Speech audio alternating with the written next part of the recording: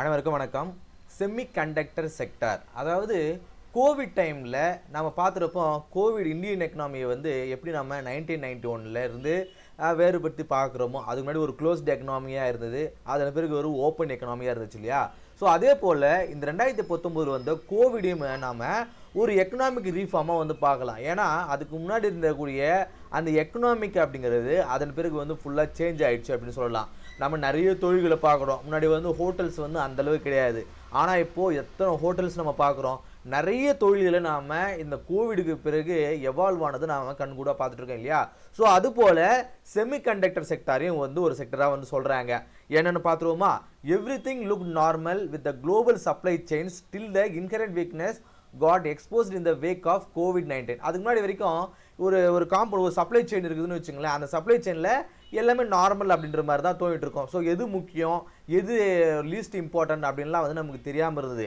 ஆனால் கோவிட் டைமில் என்ன ஆச்சு அப்படின்னா, ஒரு எலக்ட்ரானிக் இண்டஸ்ட்ரியில் ஒரு ப்ராடக்ட், அதாவது செமிகண்டக்டர் மட்டும் நிறைய டிமாண்ட் ஆக ஆரம்பிச்சுது பாருங்கள். அதுதான் வந்து நிறைய தேவைகள் அதிகமாக இருக்கக்கூடிய ஒரு பொருட்கள். அதாவது இந்த எலக்ட்ரானிக் செக்டாரில் இந்த இண்டஸ்ட்ரியில் இந்த செமிகண்டக்டருக்கு மட்டும் அதிகப்படியான ஈர்ப்பு இருந்தது. அது ரொம்ப தேவை அதிகமாக இருந்தது. ஆனால் பாருங்கள், அதனுடைய அந்த ப்ரொடக்ஷன் அப்படிங்கிறது அந்த அளவுக்கு ஃபுல்ஃபில் ஆகலை. எப்போது? அந்த கோவிட் டைமில். அதன் பிறகு இந்த கோவிட்லாம் முடிஞ்சு கொஞ்சம் கொஞ்சமாக ஸ்டார்ட் நார்மலாக ஆக ஆரம்பிச்ச டைமில் இந்த சப்ளை செயின் ஆனது நார்மலுக்கு வர ஆரம்பிச்சுது பாருங்கள். இதோடைய சப்ளை செயினானது நார்மலுக்கு வர ஆரம்பிச்சது. அப்படின்னா என்னென்னா, அப்போ வந்து நிறைய டிமாண்ட் இருந்தது, அதுக்கான ப்ரொடக்ஷன் வந்து அப்போ இல்லை. அதன் பிறகு நிறைய ப்ரொடக்ஷன் பண்ண ஆரம்பித்தாங்க பாருங்கள். நிறைய கண்ட்ரிஸ் என்ன பண்ணாங்க, இந்த செமிகண்டக்டர் சார்ந்து நிறைய திட்டங்களை ஏற்படுத்த ஆரம்பித்தாங்க. ஏன்னா ஒரு ப்ராடக்ட்டுக்கு வந்து நிறைய டிமாண்ட் இருக்குது மார்க்கெட்டில் அப்படின்னா, அதோடைய ப்ரொடக்ஷனை நம்மளுடைய கண்ட்ரியில் இனிஷியேட் பண்ணும்பொழுது நம்மளுடைய ஜிடிபி இன்க்ரீஸ் ஆகும் இல்லையா? அதன் பிறகு ஒரு எலக்ட்ரானிக் இண்டஸ்ட்ரியில் நிறைய காம்போனன்ட்ஸ் இருக்கும். எல்லா காம்போனன்ட்ஸும் ரொம்ப முக்கியமாக அப்படின்னு கவர்மெண்ட்டுக்கு தெரியாது, அந்த ஒரு நாட்டுக்கு தெரியாது. ஆனால் எது ரொம்ப ஹைலைட்டு அப்படிங்கிறது தெரிய ஆரம்பிச்சது இல்லையா? நான் ஏன் வந்து கோவிட் ரெஃபரன்ஸாக சொன்னேன் அப்படின்னா, கோவிடுக்கு முன்னாடி நிறைய டிபார்ட்மெண்ட் இருக்கும், நிறைய தொழில்கள் இருக்கும். இதுதான் முக்கியம், இதுதான் முக்கியம் இல்லை அப்படின்ட்டுலாம் யாருக்கும் தெரியாது. அவங்கவுங்க விருப்பம் போல் நிறைய தொழில் செஞ்சுட்டு இருந்தாங்க.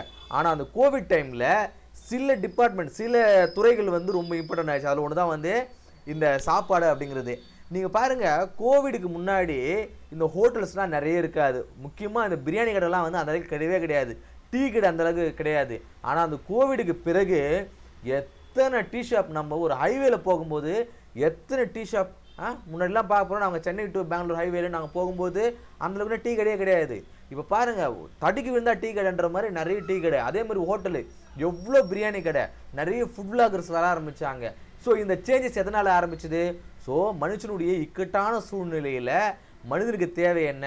உணவு. ஸோ அந்த உணவு கடையை ஆரம்பித்தா எப்பேற்பட்ட கோவிட் வந்தாலும் நம்மளால் சமாளிக்க முடியும். இப்போ நான்லாம் வந்து ஃபோட்டோகிராஃபரு. இந்த கோவிட் டைமில் எங்களுக்கெல்லாம் ஆர்டரே இல்லை, சும்மா உட்காந்துருந்தோம். என்னடா இது, எல்லாருமே வந்து வீட்டிலே கல்யாணம் பண்ண ஆரம்பிச்சிட்டாங்க. முன்னாடிலாம் வந்து ஒரு மண்டபத்துக்கு போவோம், மண்டபத்துக்குன்னு ஒரு தனி ரேட்டு ஃபிக்ஸ் பண்ணுவோம். இப்போ வீட்டிலே வந்து கல்யாணம் பண்ண ஆரம்பிச்சதுனால எங்களுடைய துறைகள்லாம் வந்து ரொம்ப அடிவாக ஆரம்பிச்சுது. ஆனால் இந்த ஃபுட்டு டிபார்ட்மெண்ட் மட்டும் அந்தளவுக்கு அடி வாங்கலை. அதுபோல் இந்த இண்டஸ்ட்ரி செக்டாரில் செமிகண்டக்டருக்கு நல்ல ஒரு வேல்யூ இருக்குது அப்படிங்கிறது தெரிய ஆரம்பிச்சதுனால நிறைய கண்ட்ரிஸ் என்ன பண்ணுறாங்க, இது சார்ந்து நிறைய பாலிசிஸை மேக் பண்ணுறாங்க. நிறைய என்ன சொல்கிறது, நிறைய கம்பெனி உருவாக்குறாங்க. நம்ம நாட்டில் வந்து செமிகண்டக்டர் ப்ரொடக்ஷனுக்கு என்னென்ன மாதிரியான இனிஷியேட்டிவ்ஸ் எடுக்கலாம் அப்படிங்கிற மாதிரி பாலிசிஸ் வந்து எடுக்க ஆரம்பிக்கிறாங்க. இது ரொம்ப முக்கியமான நாடு என்னென்னு பார்க்கும்போது அமெரிக்காங்க. அமெரிக்கா என்ன பண்ணுது, 2022 ஒரு முக்கியமான நோட்டபிள் பாலிசி வந்து கொண்டு வராங்க. என்ன அப்படின்னு பார்க்கும்போது, கேட்டலிஸ்ட் சிப் மேனுஃபேக்சரிங் கெப்பாசிட்டி, அவங்களுடைய சிப் ப்ரொடக்ஷனை வந்து இன்க்ரீஸ் பண்ணுறதுக்காக கிட்டத்தட்ட 280 பில்லியன் கடந்த 10 வருஷத்தில், அடுத்த 10 வருஷத்தில் கிட்டத்தட்ட $280 பில்லியன் வந்து இந்த செமிகண்டக்டர் ப்ரொடக்ஷனுக்காகவே இன்வெஸ்ட் பண்ணியிருக்காங்களாம் பாருங்கள். இதில் 71% வந்து ரிசர்ச் அண்ட் டெவலப்மெண்ட்டுக்காகவே அவங்க செலவு பண்ணுறாங்க பாருங்கள். அப்போ எந்த அளவுக்கு நான் இப்போ நம்ம உலக அளவில் பார்க்கும்போது ரொம்ப ஒரு ஹெட்டு வந்து நான் அந்த அமெரிக்காவை சொல்லலாம். ரொம்ப மோஸ்ட் டெவலப்டு கண்ட்ரி அப்படின்னா நம்ம அமெரிக்காவை சொல்லலாம். ஆனால் அந்த அமெரிக்காவே இந்த செமிகண்டக்டர், அதாவது சிப் ப்ரொடக்ஷனில் வந்து இவ்வளோ மில்லியன் வந்து இன்வெஸ்ட் பண்ணியிருக்காங்க அடுத்த 10 வருஷத்துக்கு. அதில் 71% வந்து ரிசர்ச் அண்ட் டெவலப்மெண்ட்டுக்காகவே அவங்க செலவிடுறாங்கன்னு பார்க்கும்போது, ஸோ இந்த செமிகண்டக்டர் ப்ரொடக்ஷன் அப்படிங்கிறது, அந்த செக்டர் அப்படிங்கிறது எப்படி வந்து எவால்வ் ஆகிட்டு இருக்கு அப்படிங்கிறது நம்ம கண்கூடாக பார்க்குறோம் இல்லையா? அடுத்ததா இந்த யுஎஸ்ஏ அப்படிங்கிறது அதோடைய கிட்டத்தட்ட வேர்ல்டு செமிகண்டக்டர்ஸில் 10% வந்து ப்ரொடியூஸ் பண்ணுறாங்க. ஆனால் அவங்க ஈஸ்ட் ஏஷியாவை தான் அதிகப்படியாக வந்து டிபெண்ட் பண்ணியிருக்காங்க இம்போர்ட்டிங் பண்ணும்போது. இப்போ யூஎஸ்ஏ வந்து இந்த சிப்பு ப்ரொடக்ஷனில் வந்து 10% வந்து கான்ட்ரிபியூட் பண்ணுறாங்க. ஆனால் அவங்க அதிகப்படியான வந்து ஈஸ்ட் ஏஷியாவை தான் வந்து டிபெண்ட் பண்ணியிருக்காங்க. ஈஸ்ட் ஏஷியான்னு சொல்லும்போது நாம் இந்த சைடு மியான்மர் சைடு இருக்கக்கூடிய அந்த ஏரியாவை வந்து சொல்லலாம். ஸோ இந்த ஏரியாக்களில் தான் வந்து அவங்க அதிகமாக வந்து டிபெண்ட் பண்ணியிருக்காங்க.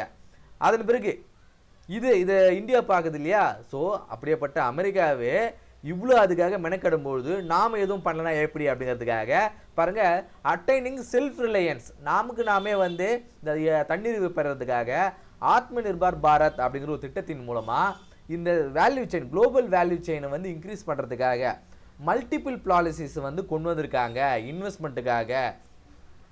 இப்போ நாமளே வந்து நிறைய இன்வெஸ்ட் பண்ண முடியாது இல்லையா? அதுக்காக என்ன பண்ணுறாங்க, கவர்மெண்ட் என்ன பண்ணுறாங்க, நிறைய பாலிசிஸ் கொண்டு வராங்க. அதன் காரணமாக ஃபாரின் கண்ட்ரிலேருந்து நம்ம நாட்டில் வந்து இன்வெஸ்ட் பண்ணுங்கள், ஒரு செமிகண்டக்டரை சிப் ப்ரொடக்ஷனை கொண்டு வரணும் அப்படின்னா. இப்போ எப்படி மொபைலில் வந்து தயாரிக்கிறதுக்காக நம்ம ஸ்ரீபெரும்புத்தூரில் நிறைய கம்பெனிஸ் வந்து ஓப்பன் பண்ணோம் இல்லையா?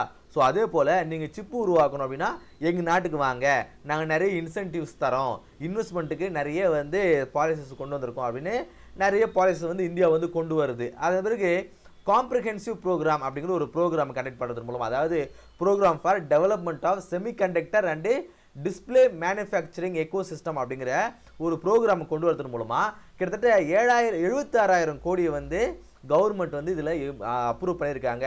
இது அமெரிக்க டாலர் பார்க்கும்போது கிட்டத்தட்ட வந்து 10 பில்லியன் அமெரிக்க டாலராங்க.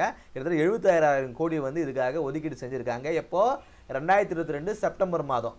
இப்போ அமெரிக்கா எப்போ இது இனிஷியேட் பண்ணாங்க, 2002. இப்போ 2002 அமெரிக்கா அது செஞ்ச உடனே நாமளும் அதே மாதிரி இந்த ஸ்கீம் வந்து கொண்டு வந்திருக்காங்க கிட்டத்தட்ட 76,000 கோடியில். ஸோ இதன் காரணமாக government will provide financial support 50% of capital expenditure to be incurred by the investing firms over the next 6 years. அதாவது 76,000 கோடியை இந்த ஸ்கீமுக்காக கவர்மெண்ட் வந்து ஒதுக்கீடு செஞ்சுருக்காங்க. இது யாரெல்லாம் வந்து நம்ம நாட்டிலையோ இல்லை நம்ம இந்தியாவில் இருக்கக்கூடிய ஏதோ ஒரு கம்பெனியோ இந்த கேபிட்டல் இன்வெஸ்ட்மெண்ட் பண்ணுறாங்க, ஒரு தொழில் தொடங்குறாங்க சிப் இன்வெஸ்ட்மெண்ட்டுக்காக அப்படின்னு பார்க்கும்போது, சிப் ப்ரொடக்ஷனுக்காக பார்க்கும்போது அதில் 50% வந்து கவர்மெண்ட் வந்து கான்ட்ரிபியூட் பண்ணணும்.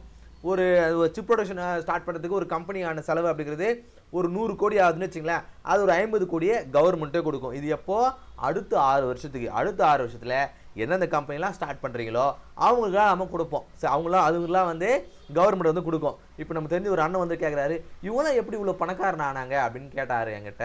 அப்போ நான் சொன்னேன், ஒரு 3 டிகேடுக்கு முன்னாடி கவர்மெண்ட் இந்தியாவில் நிறைய இண்டஸ்ட்ரி இல்லாத சமயத்தில் கவர்மெண்ட்டு நிறைய பாலிசிஸ் கொண்டு வந்தாங்க.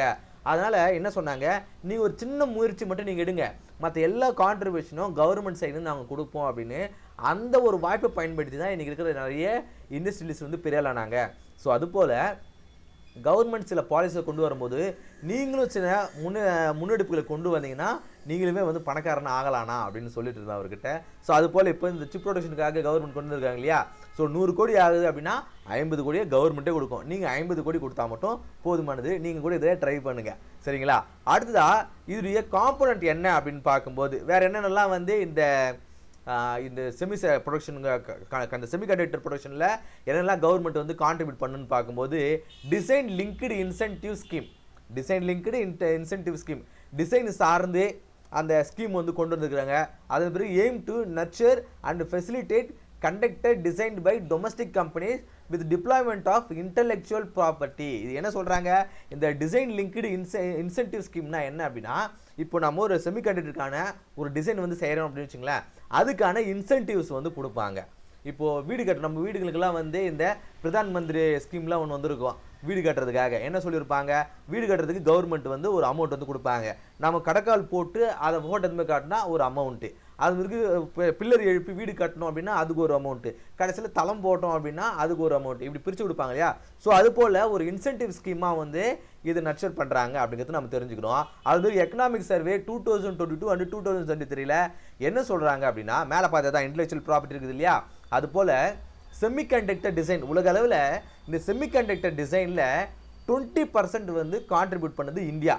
ஆனால் இதை இன்டெலெக்சுவல் ப்ராப்பர்ட்டியாக அட்ரஸ் பண்ணுறதுல நாம் வந்து லேக் ஆகுறோம். மேலே தான் சொல்கிறாங்க பாருங்கள். இப்போது இந்தியாவில் நிறைய இப்போ முன்னாடி கூட பார்த்தோம், இந்த அண்ணா யூனிவர்சிட்டிலேருந்து ஒருத்தர் ட்ரம்ப்புடைய இந்த ஏஐ டெக்னாலஜியை இம்ப்ரூவ் பண்ணுறதுல அந்த ப்ரோக்ராமுடைய ஹெட்டாக வந்து நியமிச்சிருக்காரு.